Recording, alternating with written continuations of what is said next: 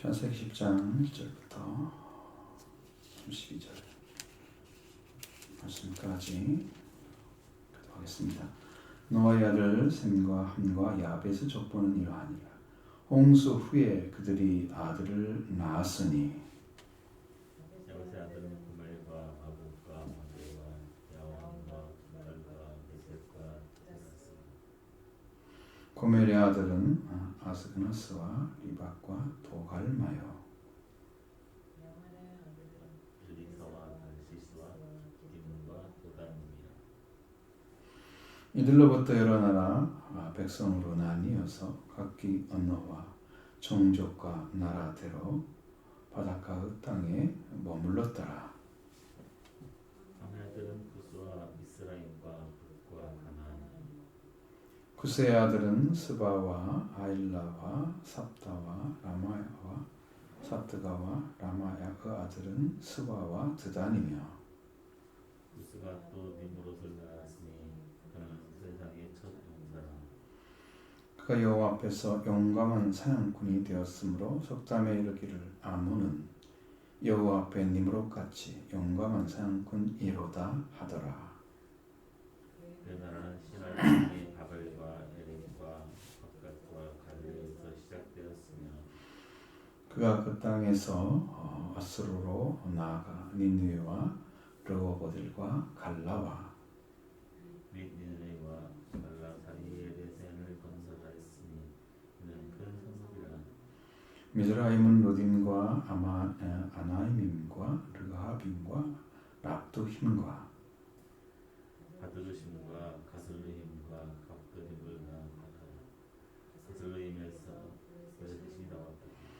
가나안의 장자 시돈과 헤스를 낳고 그 여부스 족속과 아모리 족속과 길가 족속과 이 족속과 알가 족속과 신 족속과 아루와 족속과 스마 족속과 하마 족속을 낳았더니 이 입으로 가나안 자손 족속이 흩어져 나왔더라. 가나안의 경계는 시돈에서부터 그라를 지나 가사까지와 소돔과 고모라와 아드마와 스보임을 지나 라사까지였더라. 그들은 함의 자손이라 각기 족속과 언어와 지방과 나라대로였더라. 셈은 에벨 온 자손의 조상이요 야벳의 형이라. 그에게도 자녀가 출생하였으니 그들은 엘람과 아스와 박삭과 룻과 아라며. 아람의 아들은 우스와 홀과 게델과 마스며 아르박사손 셀라를 낳고 셀라는 에벨을 낳았으니 에벨은 두 아들을 낳고 하나의 이름은 벨렉이라 하였으니 그때 세상이 나뉘었으며 벨렉의 아우의 이름은 욕단이며 욕단 알모답과 셀렙과 하살마렉과 에라.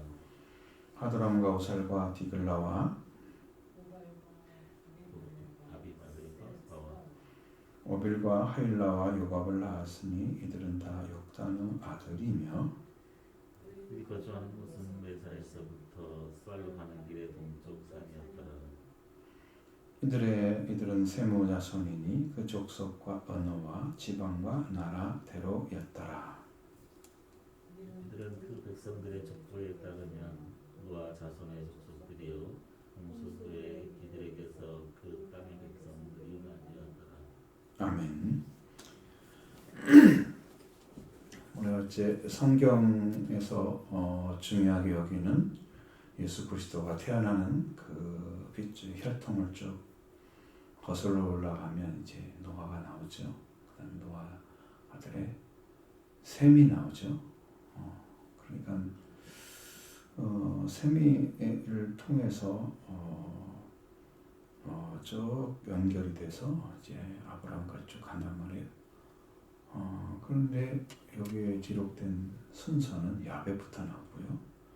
그 다음에 그 중간 동생이 거꾸로 가는 거죠. 그러니까 가나안이 나오고요. 그 다음에 셈이 나와요. 그러면 하나님께서 행하시는 방식은 차별 없이 대하신 거예요. 차별 없이. 우리가 사울에 대한 이야기를 할 때도 그 사울이 이제 수리 안디옥에서 이 파송을 받게 되잖아요. 성령이 금식하고 그들을 안수하여 보내라고 명령하셨다. 했을 때 사울의 이름이 사도행전 13장에는 맨 마지막에 나와요. 바나바가 그 위에 있고 그 다음에 사울이야. 하나님 보내라고 그랬으면 맨 처음에 사울이 나와야 될 거 아니에요. 사울을 맨 뒤에 너무 신기한 거야. 성령의 기록이라는 거. 하나님의 섭리는 이렇게 숨겨지고 있다가 참 번성하면서 하나님의 빛을 나타내시고 은혜를 주셔가지고 점점 완전하게 만들어 가시는. 그러니까 처음부터 탁 세우는 게 아니고 셈의 약속이 자손이 맨 뒤쪽에 기록되어 있다. 참 신기하잖아요. 거꾸로 나오잖아. 맨 아래 동생부터 야곱부터 시작해서 그 다음에 함의 자손에 대한 설명이 나오고 그 다음에 함의 자손 중에 가나안에 대한 설명도 나온단 말이에요. 가나안. 그러면 여기 뭘 강조하고 있는지 아시겠죠? 멸망의 그 백성으로 지목하고 저주의 대상이 되었던 함의 자손 가나안에 대한 또 설명이 있어요. 15절 이하에 딱 집어가지고 가나안은 이렇게 함의 자손 중에서도 구스와 미스라임과 붓이 있고 네 번째 가나안이잖아요. 그런데 가나안이 먼저 그 숫자가 거기서 툭 튀어나와서 거기에 이제 그 사람들이 어디로 갔어? 그냥 가나안 족속이 흩어져 나갔다. 가나안이라는 말로 써서 가나안의 경계에는 어쩌고 이렇게 말씀이 시작부터 그라르제 라사까지 이동 수른과 아드마와 소돔과 고모라와 아드마와 스보임과 라사까지였다라고 이렇게 그 땅의 이름도 나오고 이게 저주의 땅이거든요. 그래서 저주받은 땅들은 저주받은 족속들이 살기 때문에 저주 땅이 되는 거예요. 이 땅이 더러워지는 이유가 뭐냐면 죄인들이 살기 때문에 더러워진 거예요. 여기 의인들이 살면 의인의 땅이 돼요. 사는 자에 의해서 결정이 되는 거예요.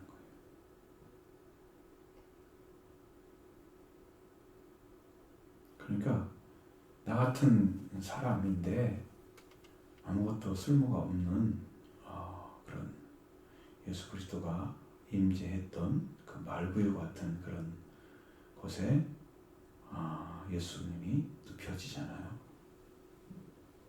그 더럽고 냄새나고 캄캄하고 그 쓸 수 없는 앉을 자리가 없는 그런 자리, 그런 곳에 하나님 나라가 임재하는 거예요. 바로 우리 심령을 가리키는데 바로 우리가 그래서 이렇게 어리석고 연약한 우리지만 그분이 우리한테 계시면 우리는 거룩한 자가 돼요. 우리의 모습은 허름하지만 그 계신 분은 보배로우신 분이시.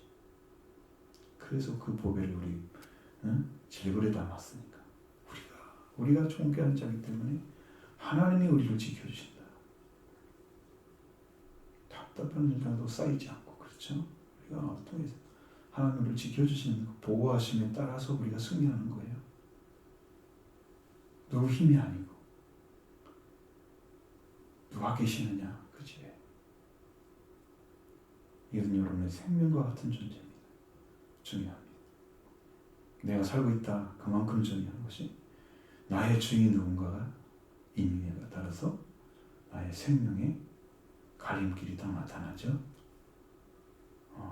이 땅에 사는 건 비쌀지 모르지만 그러나 영원히 사느냐 영원히 멸망받느냐가 결정되잖아요. 땅에 살면서 그것이 결정돼서 살아가다가 가는 거죠. 그러니까 여러분 주인 누군가가 중요해요. 잘 찾으시기 바랍니다. 누군가를 모르면 지금 우리 주인 누군가를 모르면 우리 창조주를 모르는 거예요. 나의 부모를 모르는 고와 같은 존재들이에요. 헤롯한테서는 내가 고와 같이 부르지 않고 너에게 찾아오겠다.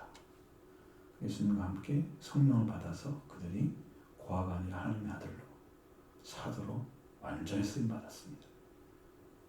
주님 우리와 함께 하시면 우리가 산자가 되는 거고요. 주님이 떠나시면 우리는 빽빽 마른 뼈같이 멸망이 됩니다. 여러분 누구를 따라가시는지 아시죠? 자, 하나님은 이렇게 순서가 달라도 역사하심이 달라도 그 역사 가운데 하나님은 기꺼이 참여 오셔서 그 일을 행하시고 계신다. 보세요. 그걸 보셔야 됩니다. 노아의 아들 셈, 함과 야벳의 족보는 이러하니라. 홍수의 그들이 아들을 낳았으니. 그래서 야벳은 고멜과 마국과 마대와 야완과 두발과 메삭과 디라스야. 또 고멜은 이제 또 첫 번째 야벳의 아들이죠. 아들은 아스가나스와 리바과 도갈마를 낳고 그 다음에 쭉 건너뛰어서 야완에 대한 얘기가 나오죠. 그 혈통이 야완 아들은 엘리사와 달시스와 깃딤과 도단입니다. 그러면 왜 혈통을 쭉 기록할 때 같이 기록해주지 왜 빼고 한 사람 빼고 또 건너가지고 딱 하고 왜 그럴까요? 하나님이 이름이라도 기록할 수 있는 사람들은 삶의 방법이 달라야 돼요. 성경에 이름 기록됐다는 것은 엄청난 일이잖아요. 엄청난 일이에요. 내 이름이 기록됐다는. 근데 이제 하나님 나라 가면 이제 여기에 기록된 사람이 다 있는지 아니면 없는지 알 수 없어요. 우리는. 그러나 우리 이름이 하나님 나라의 생명책 생명록에 기록됐다는 엄청난 축복을 받은 사람들인데 이 복음을 받아가지고 우리가 살아야 하잖아요. 딱 떨어져 버리잖아요. 두 사람. 고멜 나오고 그다음에 마곡과 마대 아들은 없어요. 야완이 나버리잖아요. 야완의 아들들. 이렇게 빠지는 사람이 되면 안 되는 거예요. 신앙에서. 내 이름이 지워지면 어떡해요? 이 아들이 뭐 했다는 것이 아무것도 없기 때문에 이름 자체만 가지고 우리는 생각을 해야 돼요. 왜 하나님 그것만 보여주시잖아요. 지금. 그것만 보라고. 자, 이렇게 해서 그들의 이름이 여러 나라로 이제 백성으로 나뉘고 각기 언어와 종족과 나라대로 바닷가 땅에 머물렀더라. 사람들이 이제 유럽에서 계통의 사람들이라고 봅니다.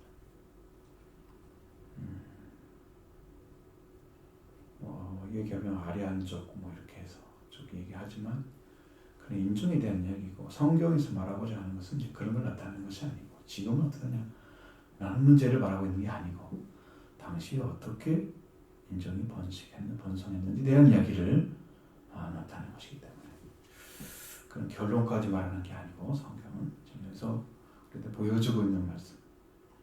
바닷가 땅에 머물렀다 그랬잖아요.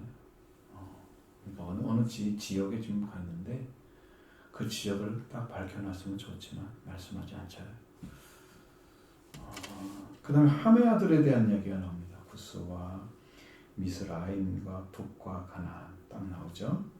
그 다음에 이제 네 아들 중에 구스의 아들은 스바와 하일라와 삽다와 라하마와 삽드가와 이고 그 다음에 라마의 아들은 스바와 드단이며 그러면 구스의 아들 중에서 스바, 하일라, 삽다, 라마가 이렇게 딱 들어가서 삽드가까지 나온 다음에 거기에 넷째 아들이었던 라마의 아들을 다시 기록을 해놔요.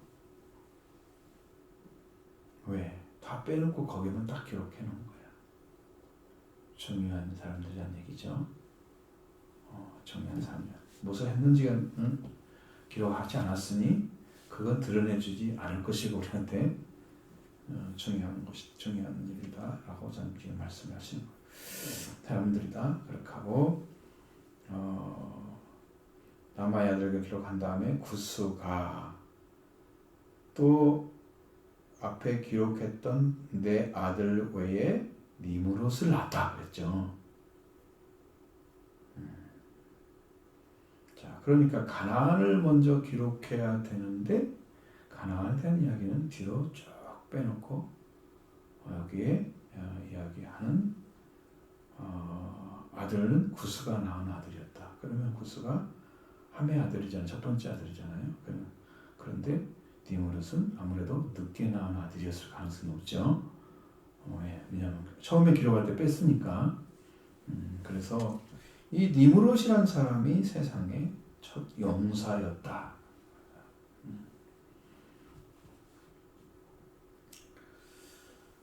니무롯이라는 말 자체가 배반하다는 뜻이라 그럽니다. 그러니까 이상한 이름을 가지고 세상을 뒤집어 엎는 일을 행한 거죠. 영웅이라는 얘기를 쓰잖아요. 용감한 사람, 첫 용사,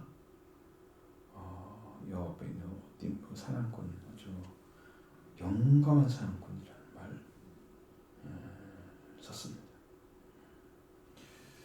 그래서 고대 바벨론의 청건지였던 니느웨를 통치했다는 것을 우리가 추측할 수 있죠. 거기를 생각을 합니다. 그리고 이 사람은 연결이 쭉 되면 11장에 들어가서 바벨탑을 쌓을 때 이 사람이 선동자였을 것이다. 니무롯이 그 정도로. 왜냐하면 바로 연결되잖아요. 쭉 빠지는 게 아니고 뒤로 가서 있는 게 아니고 다른 이야기가 안 써 있고 니무롯의 얘기가 딱 하는데 요 앞에 이제 용감한 사냥꾼이 되었으므로. 그러니까 속담이 되어버렸어요. 이 사람이 얼마나 용감한 사람이었는지는 잘 모르지만 분명히 이제 여기에 대한 이야기가 11장에 니무롯에 대한 얘기가 아마 이게 기록이 됐습니다. 그러니까 이 니무롯에 대한 얘기가 이게 나오죠.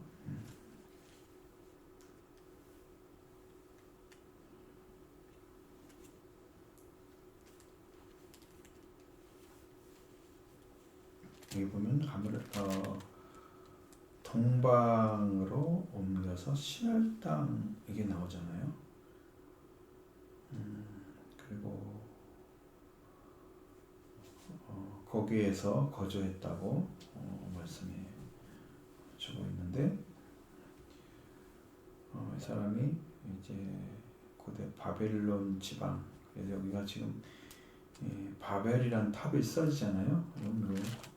여기를 쭉 연결시켜 보면 바벨탑과 바벨론과 하나인데 바벨탑을 쌓아진 곳에 바벨론이 있었고 그 바벨론에 있던 나라가 신할 평지였다. 그러면 바벨론과 신할 평지는 일치를 이루죠. 거기를 그 성을 만들었던 축조했던 사람이 혼자 한 건 아니지만 그 사람이 바로 니무롯이었다. 그러니까 이 사람이 두각돼서 나타난 거예요. 그러면 하나님께 도전한 자들이 누구냐 했을 때 구스의 아들이었다. 니무롯이었다. 그러면 결국은 뭐예요? 함의 자손이 하나님께 대항한 백성이 된 거예요. 하나님이 싫어해서 그 땅 다 언어를 혼잡케 해서 그들을 흩어지게 만들어서 다시는 앞에서 살지 않았잖아요. 그 정도 도전했던 존재들이 바로 함의 자손이었다는 것을 보여줍니다. 여기까지 보셔야 돼요. 저주로 나간 사람들은요, 그 저주에게 속한 더러운 영과 함께 살아가요. 그러니까 항상 도전자예요. 여기서 배반하다는 말이라고 그랬잖아요. 니무롯이 바로 그런 의미가 포함되어 있는 거예요. 힘센 용이라는 의미인데 여기로 사용하는데 바로 그렇습니다. 그리고 여기 분명히 그의 나라는 신할 땅겠죠. 바벨 나오죠. 그러면 여기 지금 10절과 어디가 똑같아요? 11장 2절에 신할 평지가 나오잖아요. 그러니까 동일한 땅이란 말이죠. 그럼 누가 일을 했어요? 니므롯이 일을 했죠. 그리고 바벨과 에렉과 악갓과 갈라에서 시작되었으며 그리고 여러 성들을 모아서 바벨탑을 쌓아져가는 그 역할을 감당했던 도시들이에요. 그들이 힘을 합쳐서 일한 거예요. 그러니까 셈의 후손도 아니고 야벳의 후손도 아니고 함의 후손에서 그 일이 벌어진 거예요.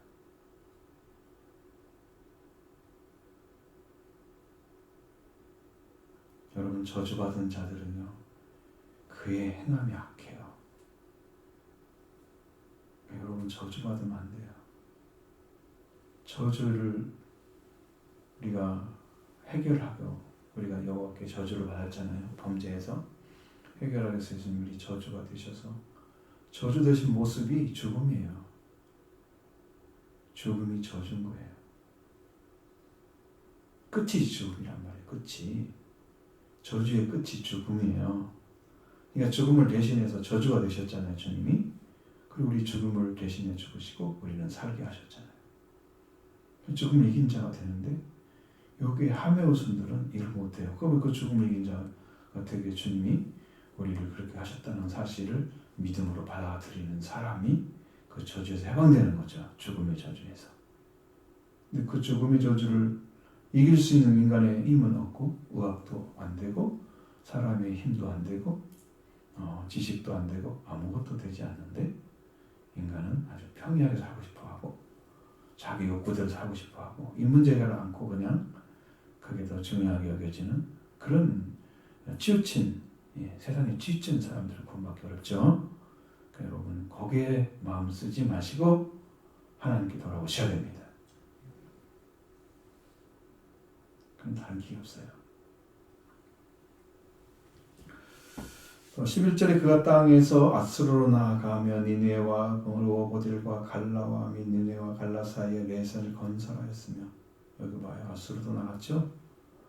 아수르로 나갔다 그랬죠. 그 누구의 니므롯에 관련된 얘기잖아요. 지금 거기에 땅들 또 성들이 나오죠. 니네가 나오죠. 르호보딜 갈라 니네와 갈라 사이에 레센까지 있는데 레센은 큰 성읍이었다. 그럼 그 성읍까지 건설해서 어떻게 해요? 굉장히 강력한 어떤 제국을 꿈꾸고 있는 사람 보이지 않아요? 성이 클수록 그 힘이 강해지고 거기에 성읍의 사람들이 많이 살겠죠? 그럴수록 힘이 강해지잖아요. 강해지면 다른 걸 지배를 하잖아요. 강력한 지배 이렇게 생기죠? 그래서 이제 그렇게 영웅으로 이제 들어가는 거예요, 사람이. 용감한 사람이지만. 그리고 미스라임은 여기 지금 미스라임이 어디에 나와요? 구스의 동생이잖아요. 6절에 함의 아들은 구스와 미스라임 나오잖아요. 그 미스라임에 대한 얘기가 나옵니다. 13절에 미스라임은 르딘과 아나밈과 르하빔과 납도임과 바술림과 가술림과 갑돌임을 낳았더라. 가술림에게서 블레셋이 나왔다. 이제 블레셋에 대한 얘기가 살짝 써 있죠. 살짝 나옵니다. 그런데 22절에 보면 셈의 아들 중에 똑같은 아수르 얘기가 나오는데 자, 앞에는 이미 아수르로 나아가까지 나왔잖아. 11절에. 그러면 셈의 아들 중에 아수르가 나오잖아. 22절에. 그러니까 어떻게 연결됐는지는 이렇게는 나오진 않지만 이게 관계가 있을지도 몰라요. 그러니까 이것은 그러니까 그 백성들이 누구냐? 여러분 이게 저주의 백성들하고 셈의 후손은 하나님을 찬송하는 축복의 백성들이었잖아요. 아수르 같은 그런 나라는 여기서 나오지 않았을 거예요. 블레셋은 어디예요? 지금 팔레스타인이잖아요. 거기도 다 이민족들이죠. 그러니까 하나님의 속한 백성들이 아니죠. 이런 사람들이 거기서 태어나는 거죠. 그 다음에 가나안에 대한 얘기가 나옵니다. 가나안의 장자 시돈과 헷을 낳고. 자, 여기는 지금 미스라임이 나오는데 붓은 빠지고 6절에 함의 자손 중에 붓은 빠지고 가나안으로 넘어가 버렸어요. 하나 뺐죠. 그렇습니다. 여기 보면 시돈과 헷을 낳았다. 가나안은 장자 시돈과 헷을 낳고 여부스 족속과 아므리 족속과 길가스 족속과 히 족속과 알가 족속과 신 족속과 아마 족속과 스말 족속과 하마 족속을 낳았더니 지금 여기를 잘 보면 무엇이 기억이 날까? 근데 여러분 잘 보면 한 가지 약간 공통된 것들이 보일 것입니다. 15장에서 여기 가면은 그 땅에 거하고 있는 사람들 15장 18절에서 애굽에서 큰 강가 애굽 강에서부터 큰 강 에스브라데까지 네 사람에게 준다 그러면서 거기에 족속 중에 겐 족속, 민 족속, 감문 족속, 헷 족속, 브리 족속, 르바 족속과 아므리 족속, 가나안 족속과 길가시 족속과 여부 족속 여기 이제 속한 백성들이 여기에 히 족속이 나오잖아요. 그렇죠? 감문 헷 족속, 헷 족속이 히 족속입니다. 그러니까 15장에 20절에 헷 족속 나오죠? 그러면 10장에 거기에서 히 족속 17장에 나오죠? 헷 족속과 히 족속은 동일한 사람들입니다. 그러니까 거기에 나오죠. 여기에 또 가나안 족속이 나오잖아요. 가나안 족속. 근데 여기도 가나안이 나오죠. 10장에도 나오죠. 그러니까 연결이 된 족속들이 여기에 상당수가 있다. 그럼 여기를 아직도 주지 않는 이유를 설명을 했어요. 15장 15절에 16절에 네 자손은 사대만 이 땅에 돌아오는데 이는 아모리 족속이 죄악이 가득해서 아직 죄악이 아직 가득 차지 아니하기 때문에 그들이 점령하게 놔뒀다가 나중에 네 후손들이 이들을 다 치러 돌아올 거다. 그게 저주의 땅이 아니고 생명의 땅으로 하나님 바꾸시기 위해서 이스라엘 백성들을 그쪽으로 집어넣게 되는 거죠. 하나님께서. 그래서 땅이 사는 거예요. 그래서 영원한 땅으로 불려지죠. 가나안 땅, 축복의 땅, 젖과 꿀이 흐르는 땅. 누가 사느냐에 따라서 달라지는 거예요. 땅이 바뀌는 거예요. 땅이 좋으니까 사람이 좋아지는 게 아니에요. 이렇게 더러운 족속들이 같은 족속들이 살고 있었던 땅, 그 땅은 가나안 땅이었다. 가나안에부터 시작된 가나안의 경계. 자, 19절에 보면 가나안의 경기가 나오잖아요. 그럼 그 땅이 뭐라는 거예요? 10장 19절에 가나안의 경계는 이렇게 딱 나오면 지금 이 땅에 누가 살고 있다고요? 가나안 족속에 속한 함의 자손에서 가나안에 속한 그 자손들이 거기에 다 살고 있다는 거예요. 가나안은 그 형제의 종이 되기를 원하노라. 저주를 받아. 그렇죠? 그러니까 그들은 저주받은 백성으로서 그 땅에 죄악이 넘칠 때까지 남겨놨다가 이스라엘 백성들을 불러서 거기를 점령하기 위해서 거기를 영원히 아브라함의 준 땅처럼 땅으로 12장에 넘어가면 그 얘기하죠. 내가 네게 지시할 땅으로 가라. 근데 그 땅이 어디였어요? 가나안 땅이었어요. 그럼 여기 연결되죠. 이 더러운 조속들이 살던 땅이 나중에 아브라함이 약속받은 땅으로 딱 세워놓고 그를 데려오고 들어오시는 거예요. 하나님께서.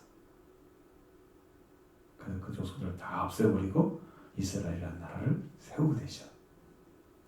그게 하나님의 계획인 거예요.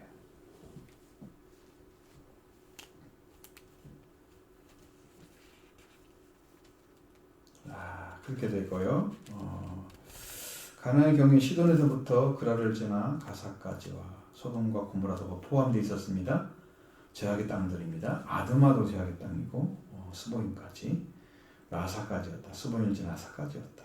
그 가나안의 경계 시돈부터 시작해서 그렇게 쭉 갔는데 그 땅 이들은 함의 자손이라 각기 족속과 언어와 지방과 나라대로였더라. 이걸 다 설명할 수 없으니까 이렇게 이제 딱 집어서 이렇게 이렇다라고 얘기하신 거예요. 보였습니다. 그 다음에 셈의 에벨 온 조상의 온 자손의 조상이요. 야베스 형이라. 앞에 보면은 야벳이 나오잖아 2절에. 근데 함의 설명을 할 때 에벨 원 조상 자손의 조상이고 야벳의 형이라고 나옵니다. 왜 야벳은 형이라는 말을 또 썼을까요? 이미 앞에 나와 있었는데, 근데 야벳의 형에 대한 이야기는 안 나오잖아요. 야벳 동생에 대한 이야기가 함에 대한 이야기도 안 나오죠. 여기는 야벳의 형이라. 그럼 뭘 하는 거예요? 야벳이 형과 함께 아버지 하체를 덮으러 옷을 딱 뒤로 해서 오지 않고 가서 덮었다. 거기에 참여한 사람이잖아요. 그래서 여기에 준하는 복을 받게 됐어요.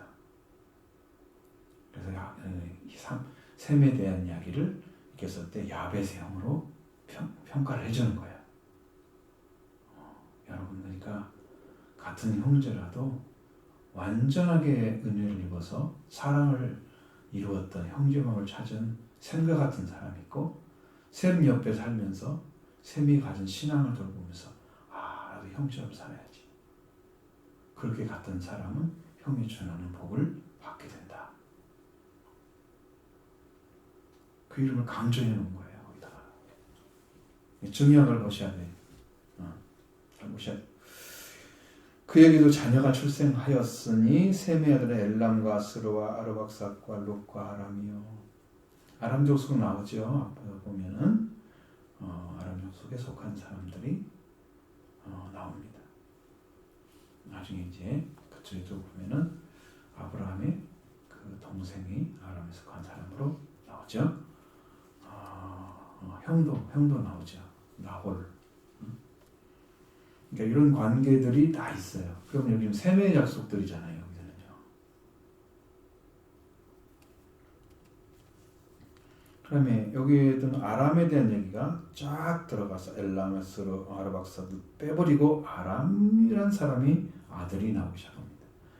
아들은 우스와 훌과 게델과 마스며, 그 다음에 아르박사는 셀라를 낳고, 그러니까 셈의 아들 중에 세 번째 아들이죠. 그럼 왜 이제 이렇게 아람이 먼저 떠고 그 다음에 아람이 다섯째 아들일 때 불구하고 셋째 아들이 두 번째 오잖아요. 이게 순서라고 하는 것은 하나님이 이렇게 다르게 봐요. 우리가 태어날 때는 더 멀찍이 태어나가 형이지만 영으로 볼 때는 형과 동생이 바뀔 수도 있어요. 야곱에서 딱 볼 수 있잖아요. 그 야곱의 후손 중에 요셉이 있잖아요.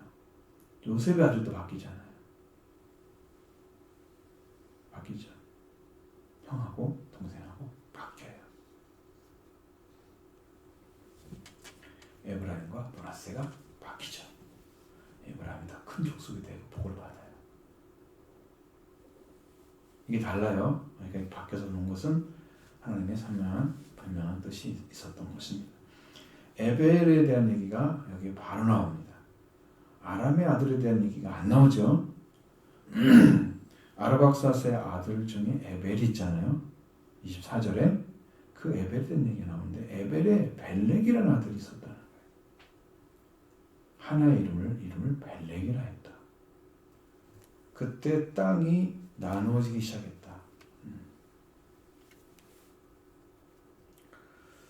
그러면은 여기 이제 셈의 후손 중에 21절에 에벨이란 온 자손의 조상이라고 나와 있잖아요.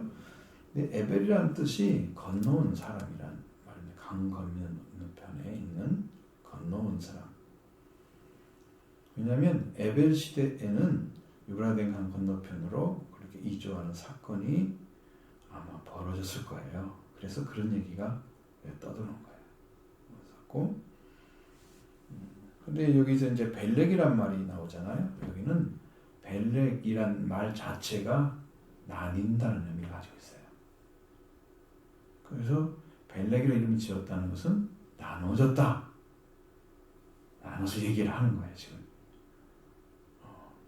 그때 세상이 나뉘어졌다. 이게 뭐가 나눠진 거예요? 바벨탑 사건 이후의 언어의 혼란으로 인해서 인류가 분산되어 버렸던 그 당시의 인물 중에 여기 이제 벨렉이 있었다는 것을 이제 여기서 이미 가르쳐줘요 미리. 그리고 그때 벨렉의 아들 아우의 이름은 욕단이며 벨렉의 아들은 또 안 나오죠. 여기서는 욕단 알보닥과 셀렉과 하살마윗과 예라와 하도람과 우살과 디글라와 오발과 아비마일과 스바와 오발이 있죠. 오빌과 하윌라와 요밥을 낳았으니 이들은 다 욕단의 아들이었다. 딱 한마디로 했어요. 아들이 엄청 많죠.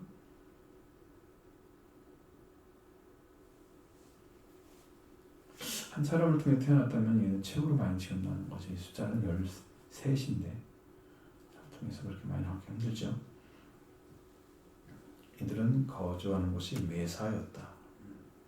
그 땅인데 스발로 가는 길에 동쪽 산에 거주하는 사람들이었다. 이렇게 되고요.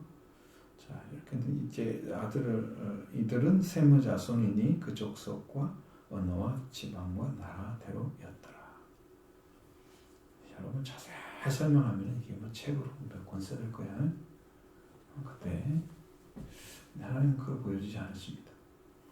이들은 백성들의 족보에 따르면 노아 자손의 족속들이고, 그럼 여기 보면 백성들의 족보에 따르면 이게 이미 기록되어 있는 뭐가 있죠. 따르면 노아 족속의 백성들, 노아 자손의 백성들 족속들이었다. 홍수 후에 이들에게서 그 땅의 백성이 나뉘었더라. 그러니까 노아를 통해서 태어난 새 아들로 인해서 세상에 또 새로운 사람들로 가득 채워지는 그러한 번성의 역사가 일어났어요. 충만하게 채워져가는 그런 일이 지금 그 속에 이루어지고 있다 하는 것을 보여주는 거예요. 이 사건이 이 족보라는 것을 통해서 쫙 연결시켜져요. 그러면 이렇게 해서 연결시켜졌다가 나중에 아브라함으로 들어갈 때는 셈의 후손에 대한 이야기만 해요. 그리고 누가 나오냐면 거기에 데라가 나와요. 그 데라의 아들로 아브라함이 태어났죠. 아브라함. 이렇게 해서 이제 데라가 아브라함과 나홀과 하란을 낳고 이렇게 해서 이제 데라의 후손 중에 아브라함이 태어나는 역사를 여기서 딱 구현해냈어요. 나타냈죠. 그러니까 확실하게 영적인 핏줄은 셈의 후손에서 나오는 거예요. 셈의 후손에서. 그러니까 셈이 하나님을 찬송하는 백성이었잖아요. 축복의 백성이었죠. 그러니까 이 백성을 통해서 하나님은 그 구속사를 연결시켜서 아브라함의 핏줄로 연결시켜서 이를 그 역사 가운데 진행을 하신 거예요. 그러니까 누가 쓰임 받느냐? 하나님께서 이 땅의 아들을 보내셔서 인류를 구속하는 구속사에 누가 쓰임 받는 혈통이 복받은 자손들이 쓰임 받았더라. 응? 저주를 받은 백성은 하나님께 도전을 했더라. 이거죠. 그러니까 우리가 이 땅에서 하나님께 공헌하고 하나님께 영광을 올려드려서 하나님의 뜻을 성취하드리는 그런 아들이 된다는 건 거룩한 백성으로 하나님께서 우리의 본 축복을 받은 백성으로 이렇게 삼으시고 우리를 통해서 일을 하신다는 거죠. 그들을 통해서. 그러니까 우리가 바로 그 자손이 되는 거예요. 그래서 셈의 우선에 들어가야죠. 일단 셈의 우선이어야 돼요. 여기서. 항상 우리는 선한 편, 하나님 편에서 해야 됩니다. 하나님이 사용하는 그 백성 가운데 들어가야 됩니다. 우리가 아브라함의 자손이 되는 이유가 뭐예요? 아브라함의 믿음으로 들어갔던 그 길을 예수를 통해서 똑같이 받기 때문에 아브라함의 자손이 되잖아요. 그럼 그 전의 백성도 누구예요? 셈이잖아요. 셈의 자손이 되는 거죠. 영으로. 그래서 아버지가 다 덮었잖아요. 형제 사랑을 가지고 다 덮었다. 그 자손들로 인해서 축복의 역사가 일어나게 되는 거예요. 저주의 역사, 대항의 역사, 하나님을 대적하는 자들은 저주의 역사들이 하나님 방식이에요. 이 땅에서 다 악을 행하다가 멸망받을 자손들만 태어나고 세상에서는 뛰어난 사람들이잖아요. 니므롯처럼. 그래도 그들이 하나님을 대적하는 바벨탑을 쌓고 결국은 인류가 다 흩어지게 만든 악을 범하는 흩어짐을 변하자. 이제 하나님이 우리 손 못대게 하자. 우리가 탑을 만들어가지고 앞에 쌓아서 하늘을 닿게 하고 하나님을 도전하는 거죠. 하나님 가만히 계세요. 우리가 우리 마음대로 살 거예요. 그냥 하나님은 그걸 무너뜨리는 게 목적이 아니고 그들이 하나님을 대항하는 세력이 없어야 되기 때문에 바벨탑을 무너뜨렸더라 이렇게 말씀하지 않으시고 언어를 혼자께서 흩으셨더라. 바벨탑만 쓴다고 해서 소용없어요. 하나님이 이 땅에서 뭐 직접 어떤 일을 행해가지고 보여준다고 사람들이 그걸 믿을 것 같아요. 이상한 일 가지고 더 무서워하겠죠. 하나님의 해결 방식은 그게 아니에요. 직접 찾아오셔서 인류를 구원하는 은혜의 역사를 그리스도 통해서 행하신 분만 알겠죠. 사람을 보내서라 사람이 되게 하셔서라도 하나님께서 사람이 되어서라도 이 땅을 구원하는 걸 선택하시죠. 멸망을 선택하지 않죠. 이 땅의 왕들 싹 없애버리고 통일시켜서 한 나라를 만드는 거 안 하시죠. 왕 그대로 놔두고 구원하는 역사를 행하시죠. 하나님 역사가 우리 생각하고 달라요.